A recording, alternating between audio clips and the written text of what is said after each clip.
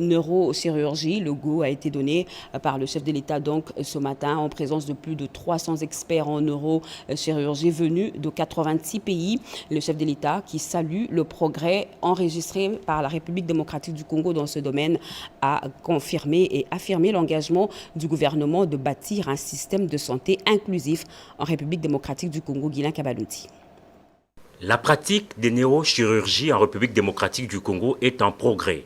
Hier, 80% des pathologies néochirurgicales étaient transférées à l'extérieur du pays et aujourd'hui, il n'y a que 20% des cas. Ces chiffres ont été révélés ce mardi 26 novembre 2024 au Fleuve Congo Hotel à l'occasion de l'ouverture à Kinshasa du 5e congrès africain des néochirurgies, KANGS. Depuis plus de 35 ans, on n'avait qu'un seul neurochirurgien qui traversait tous les pays pour 75 millions d'habitants. On s'est organisé depuis 2013 à créer une structure qu'on s'est mis ensemble avec les neurochirurgiens de la diaspora, qu'on a créé Paul et puis la Société congolaise de neurochirurgie, qui nous a permis de rassembler nos matériels et nos connaissances pour aider la population. Et à ce jour, les résultats à payer grâce à l'appui du chef de l'État qui chaque année, on lui présentait les problèmes, il ne cessait de nous soutenir et nous sommes passés de 2015 à ce jour, sur les 8 ans, on est passé de 2 neurochirurgiens à 24 neurochirurgiens. Et dans les 3 ans à venir, nous passerons à 50 neurochirurgiens.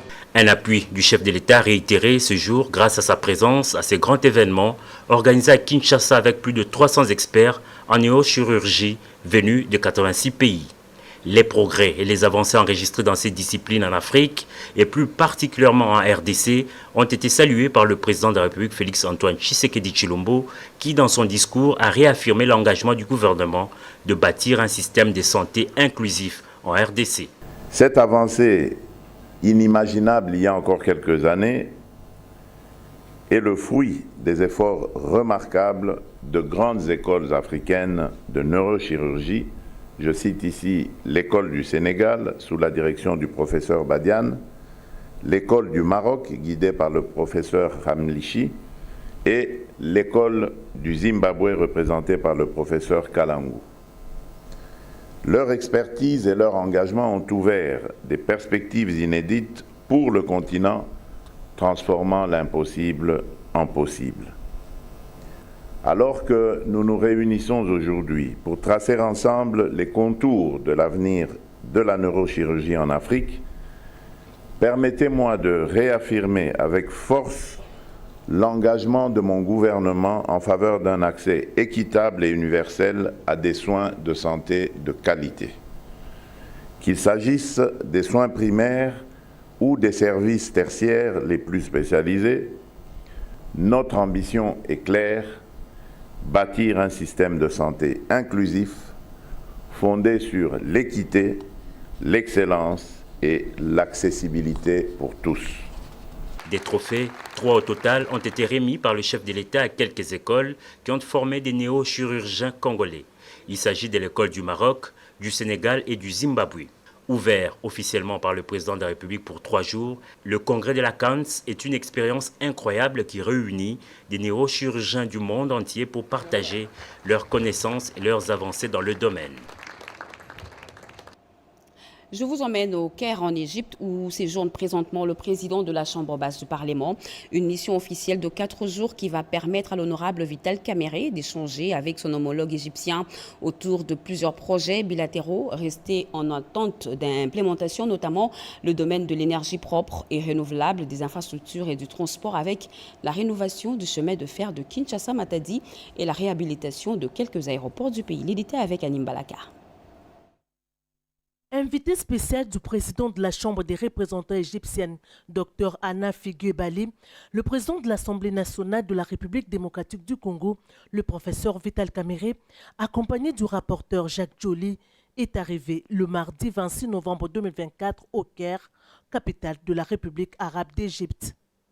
À l'aéroport international du Caire, le professeur Vital Kamerhe a été accueilli par le secrétaire général de la Chambre des représentants égyptienne, Ahmed Ezzat Manaha, et l'ambassadeur de la République démocratique du Congo en Égypte, Kassongo Moussenga Jean-Baptiste. Le mercredi 27 novembre, le professeur Vital Kamerhe et la délégation qui l'accompagne seront reçus par le président de la Chambre des représentants égyptienne, Dr Anna Figué Bali, pour une séance de travail avant de poursuivre le séjour avec d'autres activités au programme. Avec un agenda qui s'étale sur 4 jours, cette visite va aussi être une occasion pour les présidents des deux chambres d'échanger dans le cadre de l'appui parlementaire au gouvernement autour de plusieurs projets bilatéraux restés en attente d'implémentation, notamment dans les domaines de l'énergie propre et renouvelable, des infrastructures, de la recherche scientifique et du transport, avec la rénovation du chemin de fer Kinshasa-Matadi et la réhabilitation de quelques aéroports du pays. Le speaker de la Chambre basse du Parlement congolais est aussi accompagné de quelques députés nationaux, dont l'honorable Berthold Oulungu, président de la Commission Relations extérieures, l'honorable Tumba Mbombo Isis, du parti Ensemble pour la République, l'honorable Dibandi Nzondomio, du réseau des jeunes parlementaires, ainsi que de l'honorable Abdallah Penembaka de AAUNC. Cette visite fait suite à l'invitation lui transmise le 13 septembre dernier lors de l'audience accordée à l'ambassadeur égyptien en RDC, Hicham Adel Salam, et s'inscrit dans le cadre du renforcement de la relation bilatérale et de la diplomatie parlementaire entre les deux pays frères pour l'intérêt de leur peuple. Revenons au pays, à Mbujimayi, au Kasaï oriental, où le sénateur José Kalala Wakalala est allé au chevet des victimes des démolitions des maisons sur l'emprise de l'aéroport de Bipemba. Arrivé sur le lieu, le premier vice-président du Sénat a remis une enveloppe aux victimes compatissant ainsi à leur malheur. Il a en outre demandé à cette population de soutenir les actions du président de la République, Félix-Antoine Tshisekedi Tshilombo. Anita Luamboa, José Dimonekene, nos envoyés spéciaux. L'attente était chargée d'émotions. Les victimes des démolitions des maisons dans la zone d'emprise de l'aéroport national de Bipemba se sont rassemblées dès l'aube. Impatientes de voir le premier vice-président du Sénat, José Kalala Wakalala, pour son implication personnelle auprès du président de la République, Félix-Antoine Tshisekedi, dans leur indemnisation. Vêtu de blanc, symbole d'amour et de paix, ce digne fils du terroir est accueilli par les autorités provinciales. Ensuite viendra la procession solidaire et de soutien aux côtés des sinistrés de Bipemba, marquant ainsi son engagement envers leur cause. Accueillis en triomphe. Ce, après un court entretien avec le vice-gouverneur de province, les sinistrés de Bipemba vont l'obliger à laisser son cortège pour une marche à pied de l'aéroport de Bipemba jusqu'au lieu du meeting. Jokal, comme on l'appelle affectueusement, va communier avec les siens. Dans son discours, José Kalala Wakalala, premier vice-président du Sénat, va adresser un message de réconfort et d'encouragement aux victimes, tout en appelant la population de la province du Kasaï oriental à soutenir les actions du président de la République, Félix-Antoine Tshisekedi. Vous avez appris l'initiative du président de la République d'échanger ou de réviser la Constitution. Je vous demande de les soutenir et l'accompagner dans ses actions.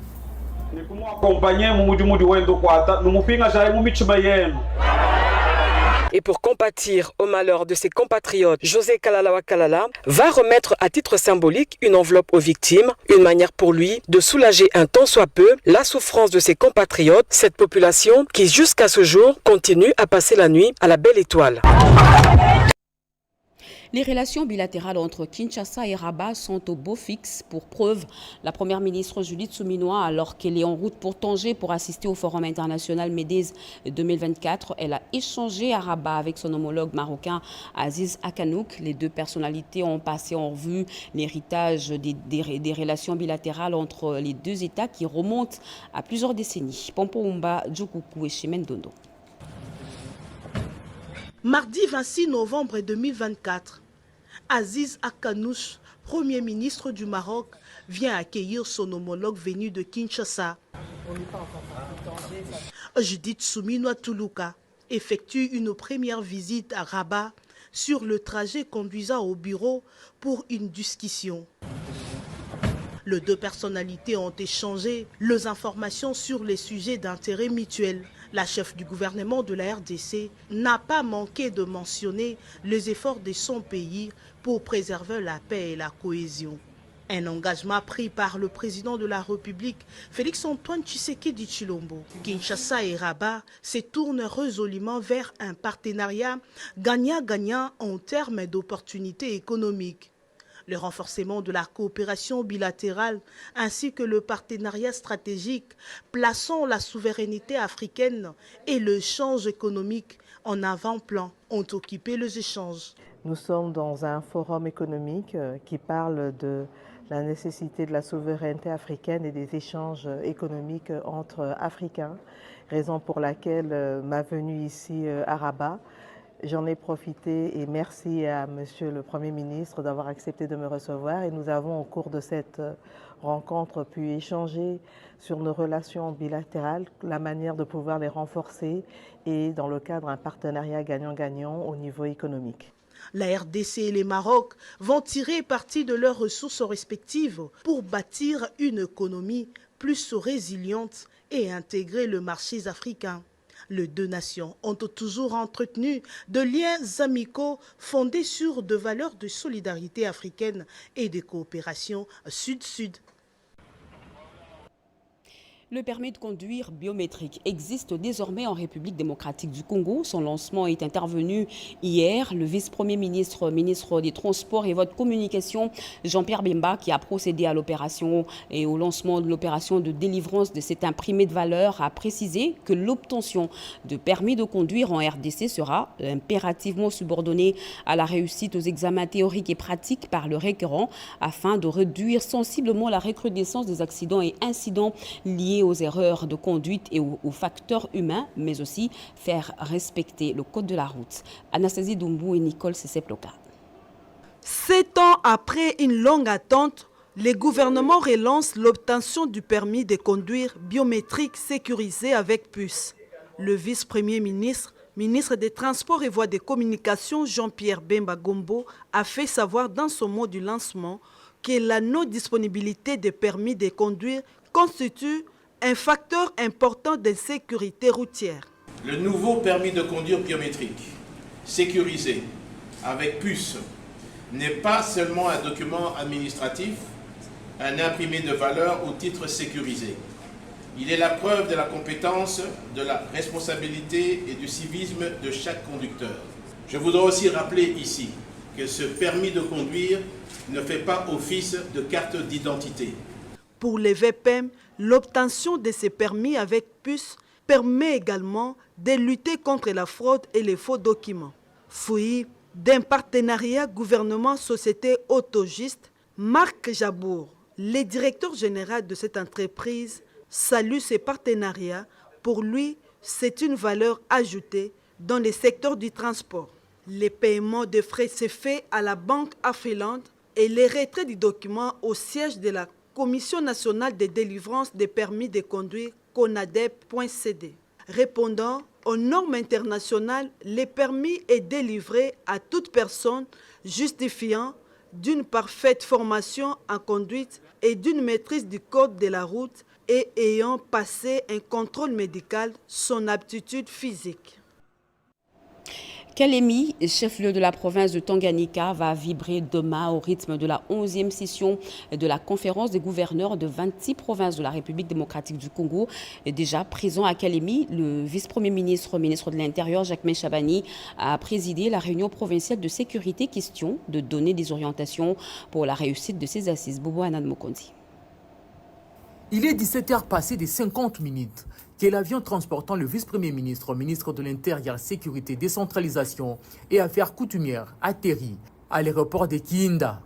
Il est accueilli au pied d'avion par le gouverneur de la province du Tanganyika, Christian Kitungwa, et tant d'autres autorités politico-administratives. Tout de suite, le chef de la police passe en revue les troupes d'honneur de la police bien avant de communier avec la population composée des femmes et des hommes avec banderoles et calicots en main, scandant des chants et danses. Une façon d'accueillir le patron de la sécurité.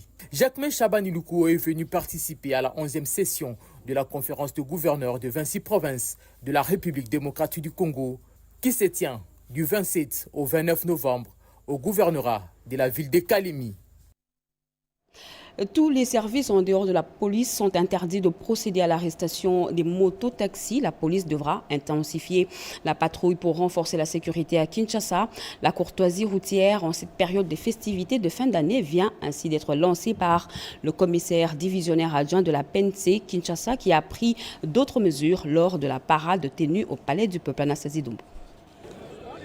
C'était au cours de la parade mixte PNC-FARDC que le commissaire divisionnaire adjoint Blaise Kilimbalimba, déterminé à intensifier la patrouille pour renforcer la sécurité des Kinoises et Kinois en cette période de festivités de fin d'année. Le numéro 1 de la PNC ville de Kinshasa a également pris d'autres mesures telles que la lutte contre les embouteillages à Kinshasa. Désormais, tous les véhicules en mauvais état seront interpellés et ramenés à des fourrières. L'interdiction d'arrêter des mototaxis par tous les services en dehors de la police de circulation routière. J'interdis formellement la tracasserie sur la route. La police est là aussi pour réglementer. En ce qui concerne les exécutions des délogements, le commissaire Blaise Kilimbalimba a déclaré que ces services vérifient attentivement les décisions judiciaires avant d'envoyer les éléments à accompagner les huissiers de justice. Quelques présumés criminels, auteurs de vols de motos et visites domiciliaires ainsi que plusieurs véhicules en mauvais état arrêtés ont été présentés. Regardez vos amis policiers. Ils sont aujourd'hui devenus des criminels.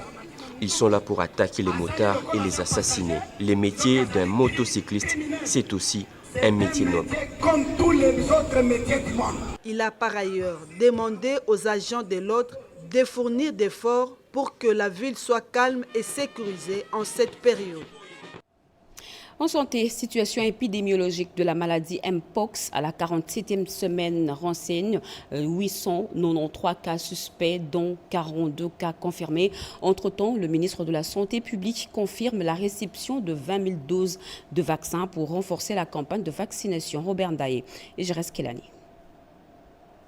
Le ministère de la Santé publique, Hygiène et Prévoyance sociale respecte sa tradition dans le cadre de la redevabilité pour communiquer sur l'évolution de la maladie du singe. Au cours de la semaine 47, 893 cas suspects, dont 42 cas ont été confirmés. Le taux de létalité a augmenté, passant de 0,21% dans la semaine 46 à 1% dans la semaine 47. Depuis le début de l'épidémie, de la première semaine à la 34e semaine, 49 0,56 cas suspects ont été rapportés, parmi lesquels 10 846 cas ont été confirmés et 1193 cas décès ont été enregistrés. On note la réception de 20 000 doses en provenance de la Belgique, la réception de 2300 doses du Portugal, la réception de 5 000 doses des Émirats Arabes Unis. Suite à la collecte journalière des données, les cas suspects pour la semaine 47 est passé de 893 42 cas confirmés et 9 décès parmi les cas suspects. La vaccination Mpox, comme vous le savez, c'est une vaccination qui s'est faite pour la première fois au titre d'une réponse. Eh bien, cette vaccination a ciblé 6 provinces et la couverture à ce jour est une couverture de 103%. Pour ce faire, le ministère de la Santé va poursuivre la vaccination dans la zone de santé de Kokolo, la révision du plan de vaccination selon la nouvelle stratégie de vaccination en cours. Parlons tourisme en République démocratique du Congo avec une nouvelle politique pour redynamiser ce secteur et diversifier l'économie nationale. Le ministre du Tourisme Didier Mpiamba et son collègue de la communication et des médias Patrick Mouyaya ont co-animé hier lundi un briefing presse qui a fait un focus sur les réformes visant à débloquer le potentiel touristique de notre pays. Jacques Aboba. Nous voulons donner une image positive de la République démocratique du Congo dans les secteurs du tourisme. Didier Pambia, ministre du Tourisme, l'a dit au cours du briefing presse tenu conjointement avec le ministre de la Communication et Médias, Patrick Mouyaya Katemboué. Focus sur les réformes visant à débloquer les potentiels touristiques et à diversifier l'économie nationale, c'est le thème retenu. Le thème n'est pas un thème imposé par nous, mais c'est un thème qui est imposé par ONU Tourisme. C'est un thème qui est au niveau international. Parce qu'au niveau international, on réalise aussi que le tourisme peut être un vecteur de paix. Il peut permettre que nous puissions autour des zones de conflit, comme dans les Virunga, en établissant des villages touristiques ou des zones d'activité touristique, contribuer à rétablir la paix. Et je suis convaincu aussi que le tourisme transfrontalier peut permettre aussi d'avoir une approche nouvelle qui va permettre aussi de réduire les villages dont vous parliez. Voilà le village touristique. Alors, on y reviendra tout à l'heure, parce que je voudrais quand même aller dans les détails. Allez-y. Mais vous voyez que dans ce diagramme, il y a toute une série de choses qui se font et qui permettent de créer de l'emploi et surtout aussi de s'arrimer au PDL 145. Parce que dans chacune des provinces, il y a des zones où on peut créer des villages touristiques. Dans chacun des territoires, il y a un potentiel touristique qui peut être développé, créer de l'emploi, améliorer le pouvoir d'achat des populations et aussi permettre donc que nous puissions créer des choses assez différentes. Et aujourd'hui, je remarque, malheureusement, nous qui sommes un peu zaïrois, nous avions des repères sur ce qui concernait, par exemple, les saluts au drapeau et toutes ces valeurs. Aujourd'hui, nous constatons de plus en plus, avec l'apparition des réseaux sociaux, une forme de dispersion sur des questions essentielles. Et dans les cadres, justement, de ce travail qui, pour nous, avant d'ailleurs de faire le travail à l'international sur le branding du pays, nous travaillons à faire ce que nous on appelle la nation building. Il faut construire cet État, il faut le reconstruire. Et on ne peut pas reconstruire un État qu'on ne connaît pas.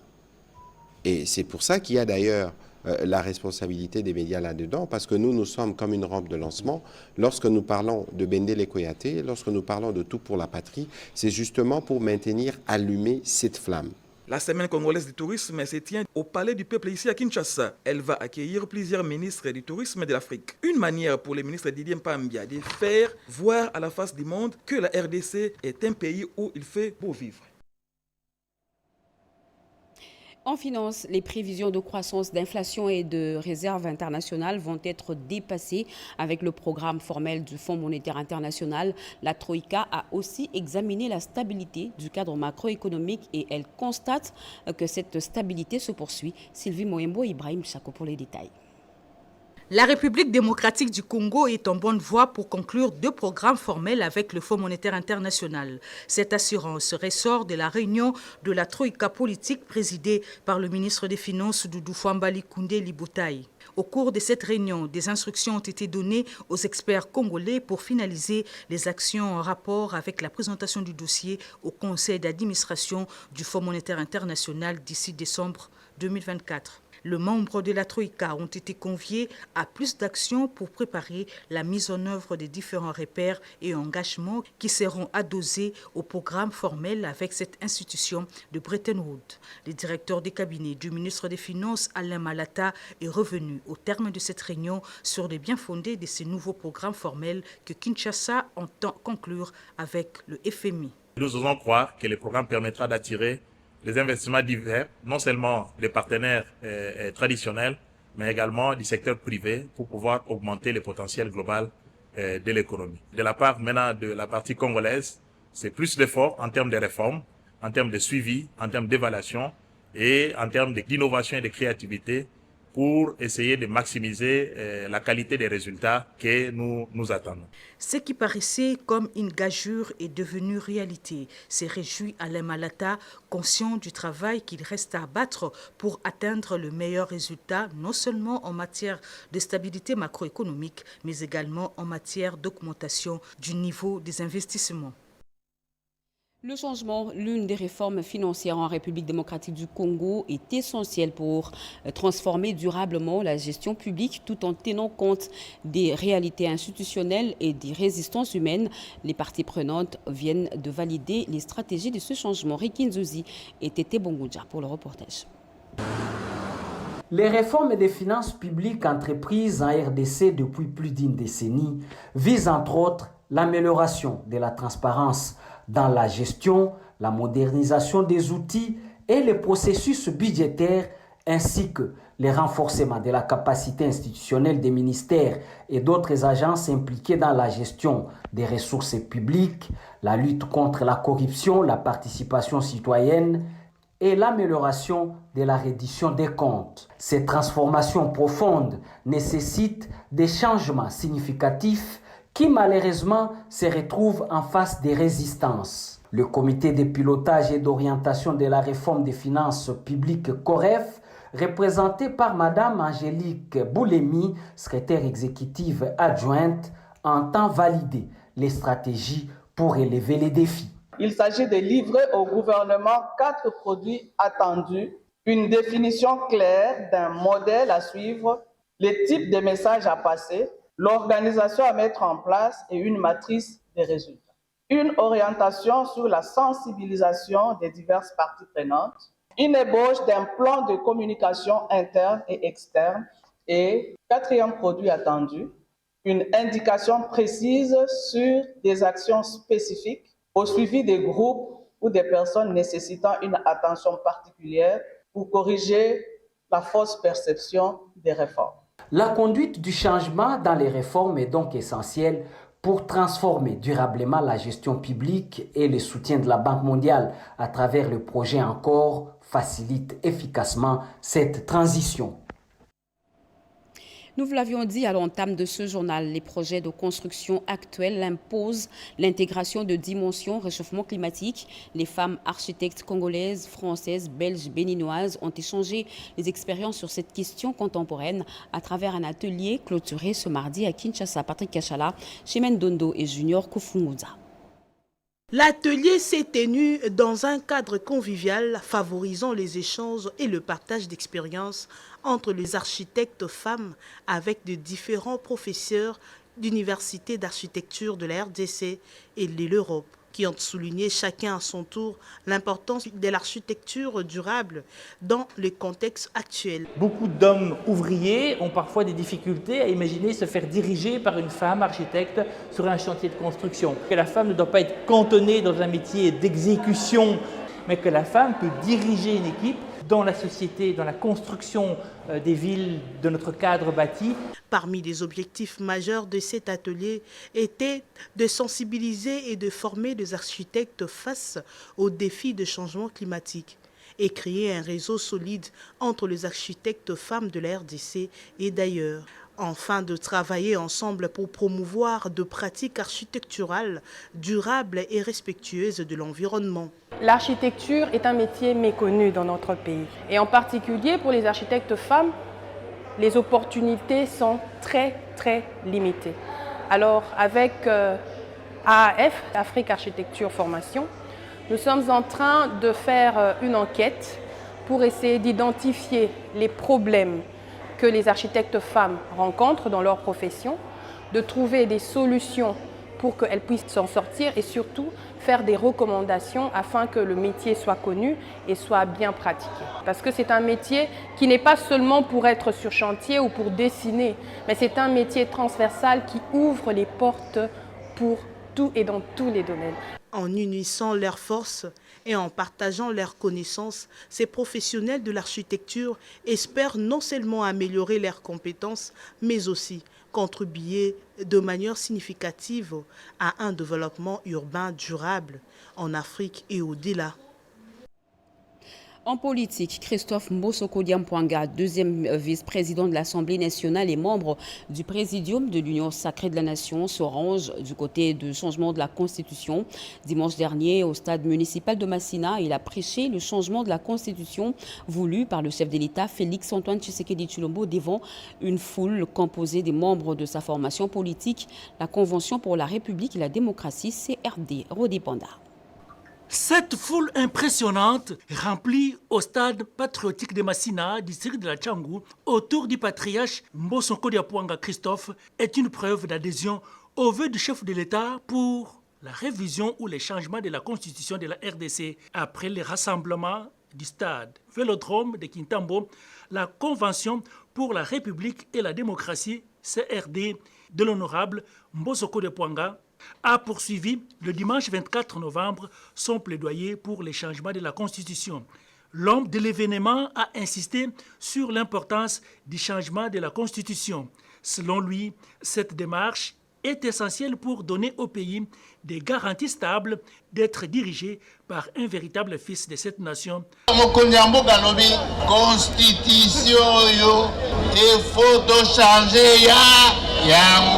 Le chef de l'État veut le changement de la Constitution. Moi, je l'accepte et je le soutiens. Vous devez faire autant. À la fin des réflexions, vous vous prononcerez par référendum. Plusieurs personnalités et invités de marque qui épousent la vision du président de la République et la position du patriarche Mbosoko Diapwanga pour les changements de la Constitution étaient présents, parmi lesquels les vice-ministres de la Justice et Contentieux international, Maître Samuel Mbemba Kabouya, en tant que membre influent du Présidium de l'Union sacrée de la Nation, Christophe Mbosoko Diapwanga, deuxième vice-président de l'Assemblée nationale, demeure jusqu'ici le seul leader politique à s'exprimer publiquement en faveur du changement de la Constitution. Et pour finir, le secrétaire général de l'UDPS, Augustin Kabouya, s'est rendu au mausolée d'Étienne Tshisekedi Wamulumba pour s'enquérir de l'état d'avancement des travaux de réhabilitation de ce site désormais touristique à Lembikaï. Depuis quelques jours, ce lieu mythique où repose pour l'éternité l'icône de la politique congolaise, Étienne Tshisekedi Wamulumba, est fermé pour les travaux de rénovation. C'est dans ce cadre que le secrétaire général de son parti a effectué une descente sur le site pour s'enquérir de l'état d'avancement de ces travaux. Sur place, honorable Augustin Kabouya s'est incliné devant la mémoire de son maître politique avant d'échanger avec les agents commis à la sécurisation de ces cadres touristiques et l'entreprise qui exécute ces travaux. Sous les ovations des militants de son parti, le président intérimaire de l'UDPS a eu à visiter tous les compartiments de ces chantiers pour avoir tous les détails sur la nouvelle configuration de ces mausolées. Pour ce faire, le numéro 1 de l'UDPS a insisté sur le respect du délai d'exécution des travaux et la réhabilitation des poteaux de drapeaux qui flottent sur ces sites. Sur ce, l'entrepreneur a rassuré les lieutenants politiques de Félix-Antoine Tshisekedi Tshilombo de remettre l'ouvrage avant le mois de février 2025. C'est sur une note de satisfaction que le député national de Moamba, Augustin Kabouya, a bouclé sa tournée d'inspection. Fin de ce journal, mesdames et messieurs. Merci de l'avoir suivi. Merci à vous qui nous suivez.